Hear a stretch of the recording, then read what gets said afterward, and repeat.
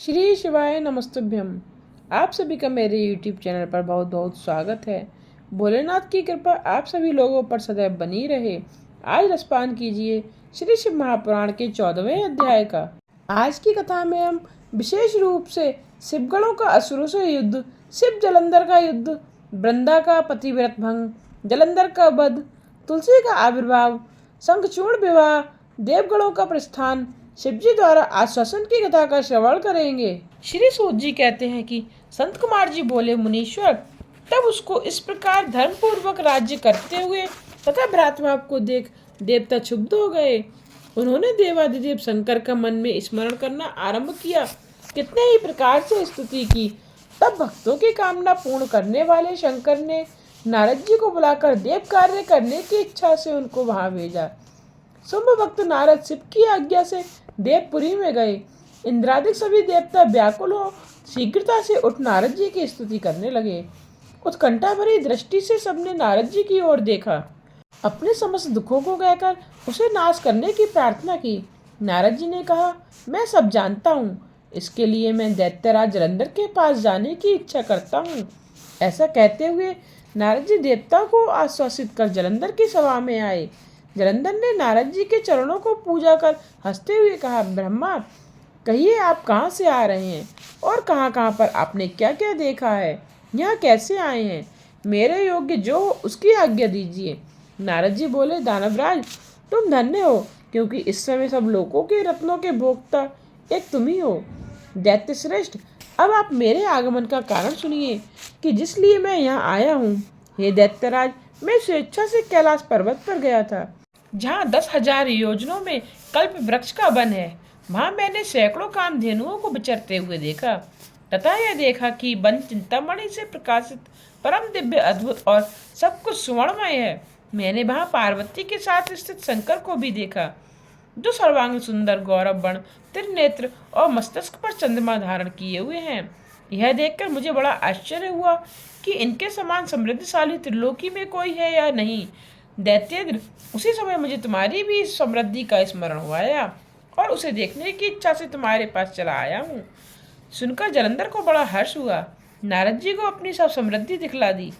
उसे देख देवताओं का कार्य साधन करने के इच्छुक से प्रेरित नारद ने जलंधर की बड़ी प्रशंसा की और कहा, निश्चय ही तुम त्रिलोक के पति होने के योग्य थे। तुम्हारे लिए ऐसा होना कोई विचित्र बात नहीं है। ऐरावत तुम्हारे पास है, उच्च श्रवा घोड़ा तुम्हारे पास है, कल्प वृक्ष कुबेर की निधि तुम्हारे पास है, मणियों और रत्नों का ढेर भी तुम्हारे यहाँ लगे हुए हैं। ब्रह्मा जी का हंसयुक्त विमान तुम ले आए हो और धुतलोक, पाताल और पृथ्वी पर जितने भी रत्नाधिक ऐश्वर्य को देखकर बड़ा प्रसन्न हूँ। परंतु तुम्हारे पास कोई स्त्री रत्न नहीं है, तुम कोई स्त्री रत्न ग्रहण करो। संत कुमार जी कहते हैं, नारद जी के वचन सुनकर दैत्यराज काम से व्याकुल हो गया। उसने नारद जी को प्रणाम कर पूछा, ऐसी स्त्री कहाँ मिलेगी जो सब रत्नों में श्रेष्ठ हो? यदि ऐसा जाया रत्न कहीं मिले तो आपकी आज्ञा से मैं उसे अवश्य लाऊंगा। नारद जी ने कहा, ऐसा रत्न तो कैलाश पर्वत में योगी शंकर के ही पास है। उनके सर्वांग सुंदर पत्नी देवी पार्वती बहुत ही मनोहर है, उनके समान मैं किसी को नहीं देखता। देवऋषि उस दैत्य से कहकर देव कार्य करने की इच्छा से आकाश मार्ग को चले गए। व्यास जी बोले, हे संत कुमार जी, दैत्यराज ने क्या किया? संत कुमार जी बोले, उनके कहने पर जलंधर अपने राहु नामक दूत को बुलाकर कैलाश पर जाने की आज्ञा दी और कहा कि वहाँ एक जटाधारी शंभु योगी रहता है, उससे उसकी सर्वांग सुंदरी भार्या को मेरे लिए मांग लाओ। तब उसके ऐसे वचनों को सुनकर भयदूत शिव के पास पहुंचा, परंतु नंदी ने उसे भीतर सभा में जाने से रोक दिया। किंतु वह अपनी उग्रता से शिव की सभा में चला ही गया और शिव के आगे बैठकर उनकी आज्ञा ले वह सब संदेह कह सुनाया जो दैत्यराज ने कहा था। फिर तो उस राहु नामक दूत के ऐसा कहते ही भगवान शूलपाणी के आगे पृथ्वी फोड़कर एक भयंकर शब्द वाला पुरुष प्रकट हो गया, जिसका सिंह के समान मुख था और जो मानो दूसरा नरसिंह ही राहु को खाने चला। राहु बड़े जोर से भागा, परंतु उस पुरुष ने उसे पकड़ लिया। उसने शिवजी की शरण ले अपनी रक्षा मांगी। शिवजी ने उस पुरुष को छोड़ देने को कहा, परंतु उसने कहा, मुझे बड़ी जोर की भूख लगी है, मैं क्या खाऊंगा? महेश्वर ने कहा, यदि तुझे भूख विशेष बाधा देती है तो शीघ्र अपने हाथ और पैरों का मांस भक्षण कर ले। शिवजी की आज्ञा से वह पुरुष शीघ्र ही अपने हाथों और पैरों का मांस भक्षण कर गया। अब केवल उसका सिर शेष मात्र रह गया। तब उसका ऐसा कृत्य देख शिव जी ने प्रसन्न हो उसे अपना आज्ञा पालक जाना, अपना परम प्रिय गण बना लिया और कहा, मेरी पूजा के समय अब तेरी भी सदैव पूजा होती रहेगी, और जो तेरी पूजा ना करेंगे वे मेरे प्रिय नहीं होंगे। उस दिन से वह शिवजी द्वार स्वकीर्तिमुख नामक गढ़ होकर रहने लगा। व्यास जी बोले, संत कुमार जी, उस समय राहु उस पुरुष से छूटकर कहाँ गया? सूत जी कहते हैं, जब अमित तेजस्वी व्यास जी ने उन महामुनि से ऐसा पूछा तो संत कुमार जी ने कहा कि उसके छूटने पर वह बर्बर नाम से विख्यात हो गया, और मानो अपना नया जन्म पाकर उसने अपने को धन्य माना तथा वह धीरे धीरे जलंधर के पास गया। वहां जाकर उसने शंकर जी की सब चेष्टा सुना दी। उसे सुन दैत्यराज को बड़ा ही क्रोध आया और इसने सब दैत्यों को सेना सजाने की आज्ञा दी। काल नेमी और शंभु निशंभु आदि सभी महाबली दैत्य तैयार होने लगे। एक से एक महाबली दैत्य करोड़ों करोड़ों की संख्या में निकल युद्ध के लिए सन्नद्ध हुए। महाप्रतापी बिंदुपुत्र शिवजी ने युद्ध करने के लिए निकला। उसके आगे महर्षि शुक्र और छिन्न राहु हुआ। फिर तो उसी समय जलंधर का मुकुट खिसक कर पृथ्वी पर गिर पड़ा। आकाश में मेघ छा गए और बड़े अपशगुन हुए। इधर इंद्रादिक सब देवताओं ने एक हो कैलाश पर शिवजी के पास पहुंच सब वृतांत कहा, और यह भी कहा कि आपने जलंधर से युद्ध करने के लिए जो विष्णु को भेजा था वह उसके बसवर्ती हो तथा अब वे लक्ष्मी से जलंधर के अधीन हो उसके घर में निवास करते हैं। इस कारण अब देवताओं को भी वहां रहना पड़ता है। अब वह महाबली सागर पुत्र आपसे युद्ध करने आ रहा है, अतएव आप उसे मारकर हम सबकी रक्षा कीजिए। देवताओं से यह सुन शंकर जी ने विष्णु जी को बुलाया। विष्णु जी शीघ्र आ उपस्थित हुए। तब शिव जी ने विष्णु जी से पूछा, ऋषिकेश, युद्ध में आपने जलंधर का संहार क्यों नहीं किया और बैकुंठ छोड़ आप उनके घर में कैसे चले गए? यह सुन विष्णु जी ने हाथ जोड़ नम्रता पूर्वक भगवान शंकर से कहा, उसे आपका अंशी तथा लक्ष्मी का भ्राता होने के कारण ही मैंने नहीं मारा है। वह बड़ा ही वीर और देवताओं से अजय है। इसी पर मुग्ध होकर मैंने उसे उसके घर में स्वयं निवास करने का वर दे दिया है तथा इसी कारण मैं वहां रहता हूँ। विष्णु जी के इन वचनों को सुनकर भक्त वत्सल शंकर जी हंस पड़े। उन्होंने कहा, विष्णु, आप यह कहते हैं मैं इस दैत्य जलंधर को अवश्य मारूंगा। अब आप सब देवता जलंधर को मेरे द्वारा मरा हुआ ही जानकर अपने स्थान को जाइए। जब भगवान शंकर ने ऐसा कहा तो सब देवता संदेह रहित हो अपने स्थान को गए। इसी समय जलंधर अपनी विशाल सेना के साथ पर्वत के समीप आ कैलाश को घेर सिंहनाद करने लगा। दैत्यों के नाद और कोलाहल से शिवजी क्रुद्ध हो गए। उन्होंने अपनी नंदी आदि गणों को उससे युद्ध करने की आज्ञा दे दी। कैलाश के समीप भीषण युद्ध होने लगा। दैत्यों के आचार्य शुक्र जी अपनी मृत संजीवनी विद्या से सब दैत्यों को जिलाने लगे। यह देख शिवजी के गण व्याकुल हो गए और जाकर शुक्राचार्य को यह बात कह सुनाई। उसे सुनकर भगवान रुद्र के क्रोध की सीमा नहीं रही। वे अपने भयंकर रूप से दिशाओं को प्रज्वलित करने लगे। फिर तो उसी समय उनके मुख से एक बड़ी भयंकर कृत्या उत्पन्न हुई, जिसकी दोनों जंघा ताल वृक्ष के समान थी। वह युद्ध भूमि में जाकर असुरों का चवड़ करने लग गए। तब युद्ध भूमि में इस प्रकार विचरते हुए वह भृगु जी के समीप पहुंची और उन्हें शीघ्र ही अपनी योनि में गुप्त कर लिया। फिर स्वयं भी अंतर ध्यान हो गई। शुक्र के गुप्त हो जाने से दैत्यों का मुख मलिन पड़ गया और वे युद्ध भूमि छोड़ भागे। इस पर उनके शुंभ निशुंभ और कालनेमी पर बड़ा कठिन प्रहार करना आरंभ कर दिया। और ऐसा ही शिवजी के नंदी आदि वीर गणों ने भी, जिससे गणेश और स्वामी कार्तिकेय जी थे, अपने गणों को रोक रोक कर दैत्यों से भीषण युद्ध करना आरंभ कर दिया। संत कुमार बोले, शिवजी के गण प्रबल बलवान थे और उन्होंने जलंधर के शुंभ निशुंभ और महासुर कालनेमी आदि को पराजित कर दिया। यह देख सागर पुत्र जलंधर एक विशाल रथ पर, जिस पर लंबी पताका लगी हुई थी, चढ़कर युद्ध भूमि में आकर घोर गर्जना करने लगा। इधर जयशील शंकर के गण भी युद्ध में तत्पर हो गर्जने लगे। इस प्रकार दोनों सेनाओं के हाथी घोड़े रथ शंख भेरी तथा दोनों और वीरों के सिंहनाद से पृथ्वी व्याप्त हो गई। इसके पश्चात जलंधर ने कुहरे के समान बाणों को फेंककर पृथ्वी से लेकर आकाश तक व्याप्त कर दिया और नंदी को 5, गणेश को 5, वीरभद्र को एक साथ 20 बाण मारकर उनके शरीर को छेद दिया और मेघ के समान गर्जन करने लगी। यह देख रुद्रपुत्र कार्तिकेय ने भी दैत्य जलंधर को अपनी शक्ति उठाकर मारा और घोर गर्जन किया, जिसके आघात से पृथ्वी पर गिर पड़ा। परंतु वह इतना बली था कि शीघ्र ही उठ पड़ा और क्रोधाविष्ट हो कार्तिकेय पर अपनी गदा का प्रहार किया। ब्रह्म वरदान की सफलता के लिए शंकर पुत्र कार्तिकेय पृथ्वी पर सो गए। गणेश जी और नंदी भी व्याकुल हो गदा प्रहार से पृथ्वी पर गिर गए। वीरभद्र पर परिघ का प्रहार किया। उसके लगने से वीरभद्र का सिर फट गया और बहुत सा रक्त बहने लगा। वीरभद्र व्याकुल हो धराशायी हुए। तब वीरभद्र को पृथ्वी पर गिरा देखकर शंकर के गण चिल्लाते हुए संग्राम भूमि छोड़ भाग चले। संत कुमार बोले, अब रौद्र रूप महाप्रभु शंकर उन वीरगणों के साथ नंदी पर चढ़कर हंसते हुए युद्ध भूमि में आए।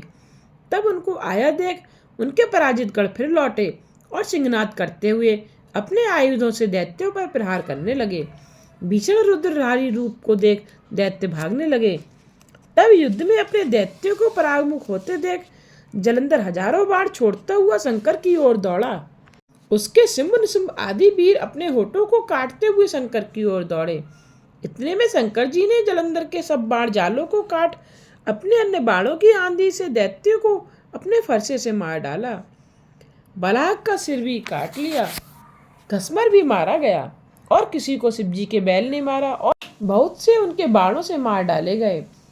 यह देख जलंधर अपने संभाजित दैत्यों को धिक्कारने और भयभीतों को धैर्य देने लगा, पर किसी प्रकार भी उसके भय ग्रस्त दैत्य युद्ध को न आते थे। दैत्य सेना ने पलायन किया। तब महाक्रुद्ध जलंधर शिवजी को अपनी ओर ललकारने लगा। साथ ही उसने 70 बाण मारकर शिवजी को विद्ध कर दिया तथा और भी बहुत से बाणों का प्रहार किया। शिवजी उसके बाणों को काटते रहे, यहाँ तक कि इन्होंने जलंधर की ध्वजा, छत्र और धनुष को काट दिया। फिर 7 बाण से उसके शरीर में भी तीव्र आघात पहुंचाया। धनुष के कट जाने से जलंधर ने गदा उठाई। शिवजी ने एक प्रचंड बाण मारकर उसकी गदा के टुकड़े कर दिए। तब उसने समझा कि शंकर जी मुझसे अधिक बलवान हैं। अतः उसने गंधर्व माया उत्पन्न कर दी। अनेकों गंधर्व और अप्सराओं के गण प्रकट हो गए। बेड़ू और मृंगादि बाजों के साथ नृत्य और गान होने लगा। इस अपने गणों सहित रुद्र भी मोहित हो एकाग्र हो गए। उन्होंने युद्ध बंद कर दिया। फिर तो काम मोहित जलंधर ने बड़ी शीघ्रता से त्रिनेत्र शंकर का रूप धारण कर वृषभ पर बैठ पार्वती के पास पहुंचा। उधर जब पार्वती ने अपने पति शंकर को आते देखा तो सखियों को त्याग भी आई और उन्हें देख कामातुर जलंधर का वीर्यपात हो गया और उस पतन से वह जड़ भी हो गया। गौरी ने उसे दानव समझा। वह अंतर्ध्यान हो उत्तर की ओर मानस पर चली गई। तब पार्वती जी ने विष्णु को बुलाकर दैत्यधन का वह कृत्य कहा और यह प्रश्न किया, क्या आप इससे अवगत हैं? भगवान ने हाथ जोड़ शिव नवा उत्तर दिया, आपकी कृपा से मुझे सब ज्ञात है। हे माता, अब जो आज्ञा हो पालन करूं। जगत माता ने विष्णु जी से कहा, उस दैत्य ने जो मार्ग खोला है उसका अनुसरण उचित है। पार्वती जी आज्ञा पाते ही विष्णु जी और उसको शिरोधार्य कर छल करने के लिए जलंधर के नगर की ओर गए। व्यास जी बोले, संत कुमार जी, अब आप यह कहिए कि भगवान ने वहां जाकर क्या किया? संत कुमार जी बोले, जलंधर के नगर में जाकर विष्णु जी ने उसकी पतिव्रता स्त्री वृंदा का पतित्व भंग करने का विचार किया। वे उसके नगर में एक उद्यान में जाकर ठहर गए और रात में उसको स्वप्न दिया। जलंधर पत्नी पतिव्रता वृंदा ने रात में यह स्वप्न देखा कि उसका पति नग्न होकर सिर पर तेल लगाए महर्षि पर चढ़ा है। वह काले रंग के फूलों की माला पहने हैं तथा उसके चारों ओर हिंसक जीव हैं। वह सिर मुड़ाए हुए अंधकार में दक्षिण दिशा की ओर जा रहा है। तत्काल ही वह बाला जाग पड़ी और स्वप्न का विचार करने लगी। इतने में ही जो उसने सूर्य का उदय होते हुए देखा तो उसमें एक छिद्र दिखाई पड़ा तथा सूर्य कांतिहीन था। इससे उसने अनिष्ट जाना। वह भयभीत हो रोती हुई छज्जे अटारो तथा भूमि पर कहीं भी शांति को न प्राप्त हुई। फिर अपनी 2 सखियों के साथ उपवन में गई, परंतु वहां भी किसी प्रकार का सुख न पाया। तब वह स्त्री वन में गई तो वहां भी उसे उद्विग्नता हो रही और वहां उसने सिंह के समान 2 भयंकर राक्षसों को देखा, जिससे उसकी विहुलता का अंत न रहा और वह भागने लगी। परंतु उसी क्षण उसके समक्ष अपने शिष्यों सहित एक शांत मौनी तपस्वी वहां आया। भयभीत वृंदा उसके गले में अपना हाथ डाल उससे रक्षा की याचना करने लगी। मुनि ने अपनी एक ही हुंकार से उन राक्षसों को भगा दिया। वृंदा को आश्चर्य हुआ। वह भय से मुक्त हो मुनिनाथ को हाथ जोड़ प्रणाम करने लगी और कृतज्ञता ज्ञापन किया। फिर उस मुनि से अपने युद्ध पति के संबंध में उसकी कुशल क्षेम का प्रश्न किया। मुनि ने मौन हो नीचे ऊपर देखकर मानो कुछ कहना ही चाहा। उसी समय दो बानर मुनि के समक्ष आकर हाथ जोड़ खड़े हो गए और ज्यों ही मुनि ने भ्रकुटी संकेत किया त्यों ही वे उड़कर आकाश में चले गए।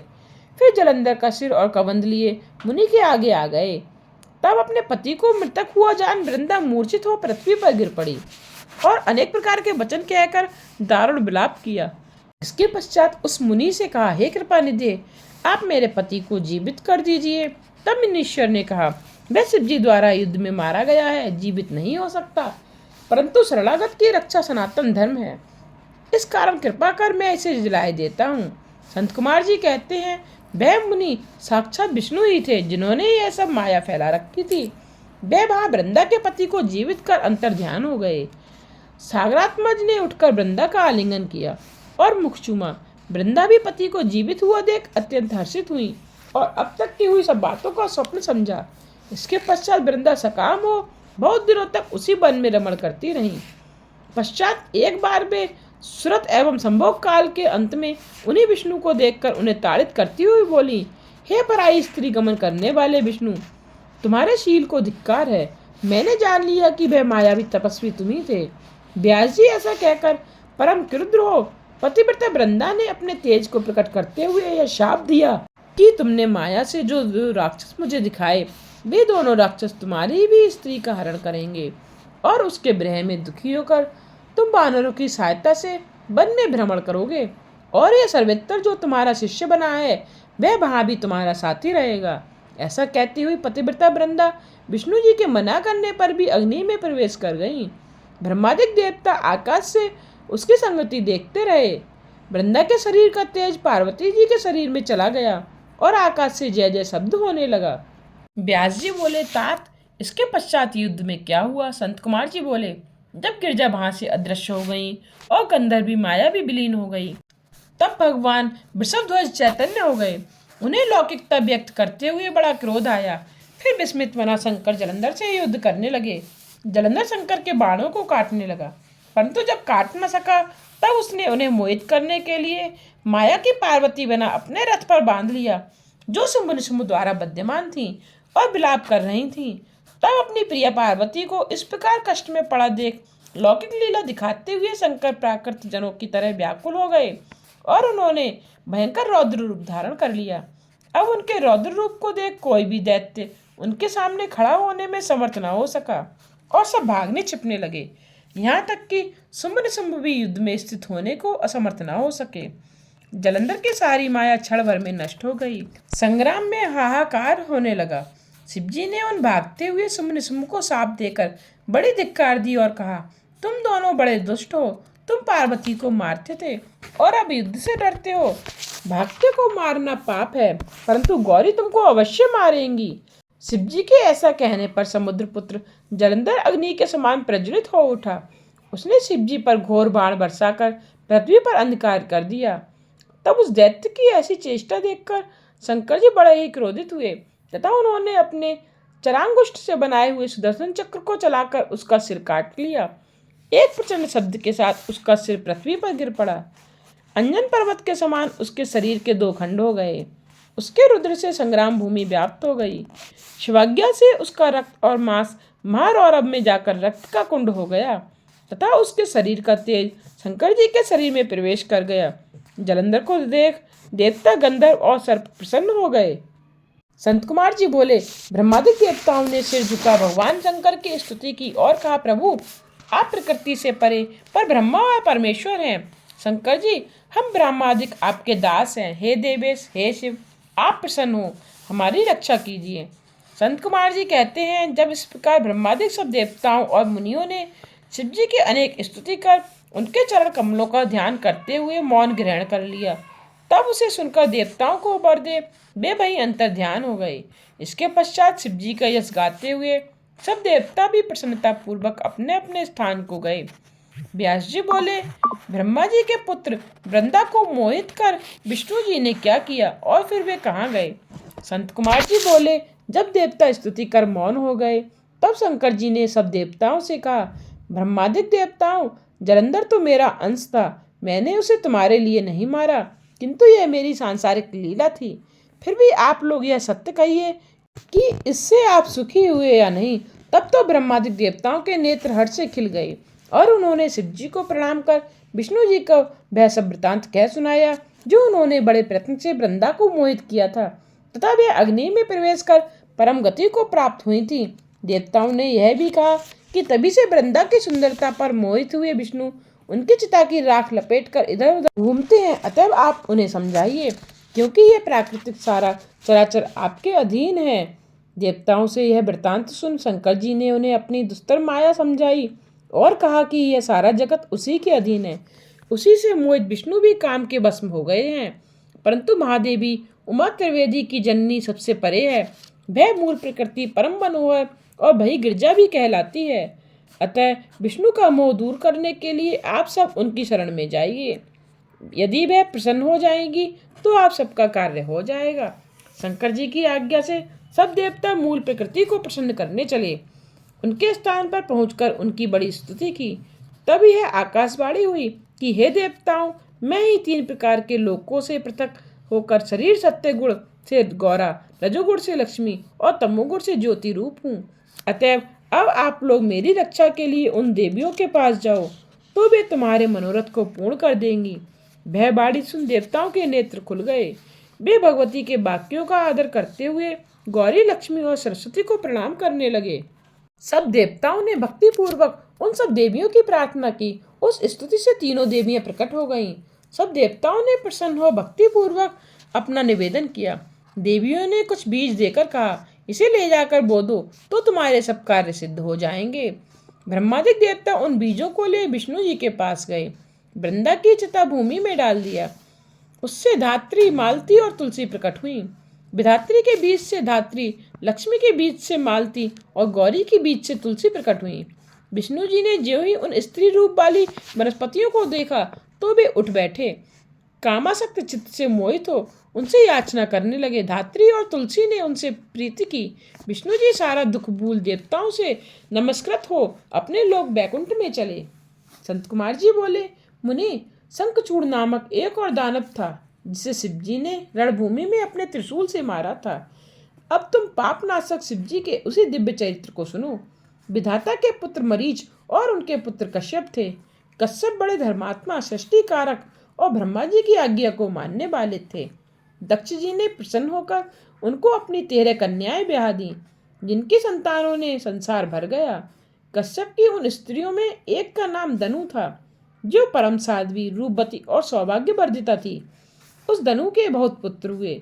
उनमें विप्रचित नामक एक पुत्र बड़ा महाबली और पराक्रमी था। उसके एक और पुत्र हुआ जिसका नाम दंभ पड़ा, और यह भी बड़ा धार्मिक, विष्णु भक्त और जितेंद्रिय था। परंतु जब उसके कोई पुत्र नहीं हुआ तो उसने शुक्राचार्य को गुरु बनाकर कृष्ण मंत्र ग्रहण कर पुष्कर तीर्थ में जाकर 1 लाख वर्ष पर्यंत तप किया। उसके तप से तृप्त हो देवता ब्रह्मा जी को साथ ले विष्णु जी के पास गए। सब समाचार कहा। विष्णु जी ने कहा, घबराओ नहीं, अभी प्रलय का समय नहीं है। मेरा भक्त दंभ नामक दानव पुत्र प्राप्ति के लिए तपस्या कर रहा है। मैं उसे वरदान से निवृत्त करूंगा। देवता संतुष्ट हो अपने लोकों को आए। भगवान विष्णु भी उसे वरदान देने के लिए पुष्कर गए। दंभ से वर मांगने को कहा। दंभ ने विष्णु जी से उनके समान हो एक ऐसा महाबली और पराक्रमी पुत्र मांगा। विष्णु जी तथास्तु कहकर फिर अपने लोक को चले आए। दानव भी अपने घर गया। थोड़े ही समय में उनकी स्त्री गर्भवती हुई। उसके अत्यंत तेज से उसका घर प्रकाशित हो गया। सुदामा नामक गोप उसके गर्भ में आया, जो कृष्ण का मित्र था और जिसे राधा ने शाप दिया था। समय पर उस साध्वी ने श्रेष्ठ पुत्र उत्पन्न किया। मुनियों को बुला जात कर्म कराया। उसका नाम शंखचूड़ पड़ा। संत कुमार जी बोले, अब जय शिव्य के उपदेश से शंखचूड़ पुष्कर में जाकर कठिन तप करने लगा। एकाग्र मन हो गुरु के दिए हुए उपदेश के अनुसार इंद्रियों को बस में कर प्राप्त मंत्रों का जप किया। तब लोक पितामह ब्रह्मा जी उसे वर देने आए। दानवेंद्र ने स्तुति कर ब्रह्मा जी को प्रसन्न किया। ब्रह्मा जी ने कहा, वर मांगो। उसने कहा, मुझे देवता ना जीत सके। ब्रह्मा जी ने कहा, ऐसा ही होगा, यह वर दें। ब्रह्मा जी ने उसे भी श्री कृष्ण का अक्षय कवच दे दिया और कहा कि तू बद्रिकाश्रम में चला जा, जहाँ सकामा तुलसी तप कर रही हैं, तू उससे विवाह कर, वह धर्मराज की कन्या है। ऐसा कहकर ब्रह्मा जी अंतर्ध्यान हो गए। शंखचूड़ बद्रिकाश्रम में तुलसी के पास चला गया। तुलसी ने कहा, मैं धर्मध्वज की कन्या हूँ। तुम कौन हो? यहाँ से चले जाओ। नारी जाति बड़ी मोहिनी होती है। इस पर उसने अपने को कामी होने से निर्दोष प्रमाणित किया तथा यह भी कहा कि मैं यहाँ ब्रह्मा जी की आज्ञा से आया हूँ। मैं दम्भपुत्र दानव दनु के वंश में राधिका के शाप से दानव हुआ हूँ। ऐसा कहकर शंखचूड़ मौन हो गया। तुलसी ने कहा, यह बात सत्य है। वह फिर हंसने लगी। तुलसी ने कहा, भाई पुरुष संसार में धन्य है जो स्त्रियों से पराजित ना हो। तुमने मुझे अपने विचार से पराजित किया। तुलसी के ऐसा कहते ही वहां उसी समय ब्रह्मा जी आ गए। उन्होंने शंखचूड़ से कहा, तुम इसके साथ विवाह क्यों नहीं करते हो? गंधर्व रीति से विवाह कर इसका पाणी ग्रहण करो। तुम पुरुषों में रत्न हो और यह स्त्रियों में रत्न है। ऐसा उपदेश दे ब्रह्मा जी अपने लोक को चले गए। दानवों ने गंधर्व रीति से उससे विवाह कर अपने स्थान को प्रस्थान किया। स्थानों में जाकर तुलसी से रमण करने लगा। संत कुमार जी बोले, जब इस प्रकार विवाह कर शंखचूड़ घर आया और तपस्या कर वर पाया तो सब दानवों को बड़ी प्रसन्नता हुई। कुल गुरु शुक्राचार्य ने भी आकर शिष्यों को आशीर्वाद दिया।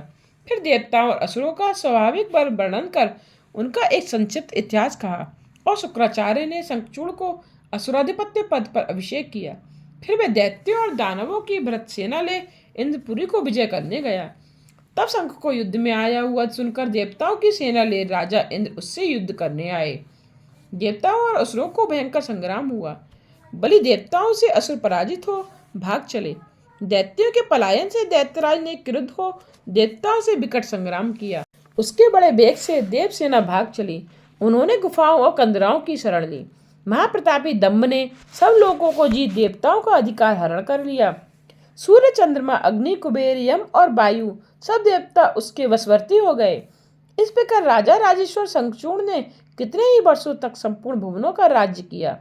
उधर राज्य हरण से पराजित देवता ऋषियों को साथ ले ब्रह्मा जी की सभा में गए। अपना सब वृतांत कहा। ब्रह्मा जी उन्हें साथ ले विष्णु जी के पास बैकुंठ में गए। वहां सबने मिलकर शंख चक्र गदा पद्मधारी लक्ष्मीपति भगवान विष्णु को प्रणाम कर उनकी स्तुति की तथा रोते हुए अपना दुख कहा। उसे सुनकर भगवान विष्णु बोले, मैं शंखचूड़ के सब वृतांतों को जानता हूँ। पूर्व काल से ही मेरा बड़ा भक्त और परम तेजस्वी है। इस संबंध में शिव जी से परामर्श करूंगा। देवताओं सहित ब्रह्मा से ऐसा कहकर विष्णु जी उन्हें साथ ले शिवलोक की ओर चले गए। संत कुमार जी बोले, व्यास जी, इस प्रकार ब्रह्मादिकों को साथ ले जब विष्णु जी शिवलोक पे पहुंचे तो उन्होंने क्या देखा कि शिव जी की सभा लगी हुई है और समस्त गण उनके चारों ओर से घेरे बैठे हुए हैं। उनके विचित्र ठाट बाट हैं। उनके दिव्य सभा की अद्भुत रत्न छटा है। उसके मध्य में पंचमुख त्रिनेत्र शंकर बैठे हैं, जिनका गौरवर्ण शरीर बड़ा धुत्यमान है और जो त्रिशूलादि धारण किए भस्म और रुद्राक्ष से शोभित हैं। तब पार्वती जी सहित शंकर को इस प्रकार उस सभा में रत्न सिंहासन पर विराजमान देख विष्णु जी को बड़ी प्रसन्नता हुई। वे शिव जी की सभा में जा वहां होने वाले सुंदर नृत्य और गीत को देख जैसे सब सुन रहे थे सुनने लगे। फिर अवसर पाते ही उन्होंने देवादिदेव शंकर की स्तुति कर कहा, हे प्रभु, हम सभी देवता आपकी शरण हैं। हम दुखियों की रक्षा कीजिए। हम शंखचूड़ से त्रस्त बहुत व्याकुल हैं। हे गौरी, आप प्रसन्न हो हमारा उद्धार कीजिए। संत कुमार जी बोले, ब्रह्मादिक देवताओं की बात सुनकर शिव जी ने गंभीर वाणी में उनसे कहा, हरि, ब्रह्मादिक देवताओं शंखचूड़ इतिहास मुझे अच्छी तरह ज्ञात है। उसका वध अवश्य होगा। वह देवद्रोही तो है परंतु धर्म में बड़ा विलक्षण है। मेरे शासन में तुम्हें किस बात की चिंता नहीं करनी चाहिए। भगवान शंकर ऐसा कह ही रहे थे कि इसी समय शिव जी की अनुकूलता के लिए राधिका और पार्षदों के साथ श्री कृष्ण जी भी वहां आ उपस्थित हुए। शिव जी की आज्ञा से सभी समीप बैठे। फिर श्री कृष्ण ने शिव जी की अनुकूलता के लिए उनकी एक मनोहारिणी स्तुति की और कहा, गौरीश, हम सब आप ही से सनात हैं। आज मैं अपनी स्त्री सहित शापित हूँ। मेरा श्रेष्ठ पार्षद सुदामा नामक गोप भी राधा के साप से दानवीय योनि को प्राप्त हुआ है। परमेश्वर, हम पर प्रसन्न हो, हमारा शापोद्धार कीजिए। शिव ने कहा, गोपिका नाथ, भय को त्याग सुखी हो। आगे चलकर तुम्हारा कल्याण होगा। 12 कल्प में तरुणी राधा के साथ शाप भोग कर फिर तुम अपने धाम को प्राप्त होगे। सुदामा गोप दानव योनि को प्राप्त कर उस समय सारे जगत को दुख दे रहा है। इस समय उसका नाम शंखचूड़ है। श्री कृष्ण से ऐसा कहकर शिव जी ने ब्रह्मा और विष्णु से कहा कि अब तुम दोनों शीघ्र ही यहाँ से जाकर देवताओं को समझाओ मेरा पूर्ण रूप कैलाश पर विराजमान है और मुझ में तथा उसमें कुछ अंतर नहीं है। जो हम दोनों में भेद करेगा वह कष्ट पावेगा। फिर तो राधा सहित श्री कृष्ण तथा विष्णु और ब्रह्मा भी भय रहित तथा आनंद युक्त हो शीघ्र ही अपने अपने स्थान को लौट आए। सब देवता स्तुति करने लगे। शिव जी ने हंसकर कहा, तुम सब देवता अपने स्थान को जाओ, मैं शंखचूर्ण को अवश्य मारूंगा। संत कुमार जी बोले, महेश ने गंधर्वराज चित्ररथ को अपना दूत बनाकर शंखचूर्ण के पास भेजा, जिसका नगर महेंद्र और कुबेर के भवन के समीप था। वहां पहुंच शंकर के दूत ने कहा, तुम देवताओं को अधिकार दे दो, अन्यथा मेरे साथ युद्ध करो, मैं महारुद्र तुम्हारा वध करूंगा। मेरे पुष्पदंत है, शंकर जी ने जो मुझे कहा है वही मैंने तुमसे कहा है। अब जैसा कहो मैं वैसा जाकर उनसे कह दूंगा। संत कुमार जी कहते हैं, तब पुष्पदंत ने ऐसा सुनकर राजा ने हंसकर कहा कि मैं देवताओं को राज्य न दूंगा, यह पृथ्वी वीर भोग्य है। मैं देवताओं के पक्षपाती रुद्र से युद्ध करूंगा। मैं पहले रुद्र पर आक्रमण करूंगा, सुबह में रण में प्रस्थान करूंगा, तुम जाकर ऐसा ही रुद्र से कहो। पुष्पदंत अपने स्वामी शिव जी के पास लौट आया और जैसा उसने कहा था वह सब कह सुनाया। इससे आगे की कथा का श्रवण आप अगले अध्याय में कीजिएगा। उम्मीद करती हूँ कि आपको आज की कथा समझ आई होगी। आगे की कथा सुनने के लिए मेरे चैनल को सब्सक्राइब करके बेल आइकन पर प्रेस करके ऑल पर क्लिक करना ना भूलिएगा, जिससे आने वाले वीडियोज़ के नोटिफिकेशन आप तक पहुँचते रहें।